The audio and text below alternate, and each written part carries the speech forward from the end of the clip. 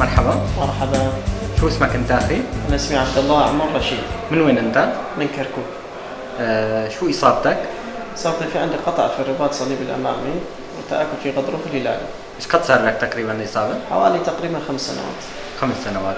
كيف صارت صار صارت الحادثة أثناء كنت ألعب ماتش، وأثناء الماتش صارت القطع، فبسبب أمور يعني خاصة وبسبب الدراسة لم أستطع أن أعمل العملية. تمام. ولم أجد يعني دكتور مناسب، فلما لقيت صاحبي قال إنه أنا عملت عملية عند دكتور سعيد، فلما جيت عند دكتور سعيد وتعامله ما شاء الله راقي جدا مع المرضى وأسلوبه حلو، فطمني وأنا ارتحت له نفسيا، لأن نصف العملية هو سيكولوجي، فأنا ارتحت نفسيا الحمد لله، واليوم إن شاء الله بلش العملية. انت شو دراستك؟ أنا أدرس طالب في كلية الطب.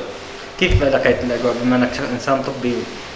أجواء يعني مستمتع إن شاء الله. ان شاء الله. يا اهلا وسهلا فيك.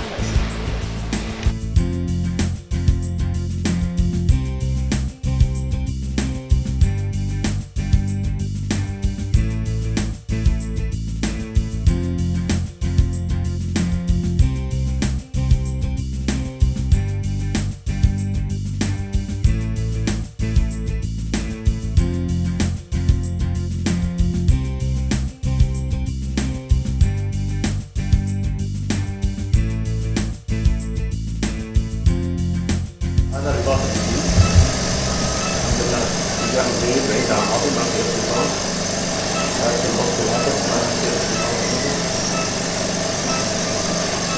هاي بسط ثابت، الرباط بعيد، اتجاهه كأنه أصلي. ايه رباط جديد. يلا الحمد لله على السلامة. صار عنده قطع غضروف كمان هون، غضروف الخارجي في جرح. يلا الحمد لله على السلامة.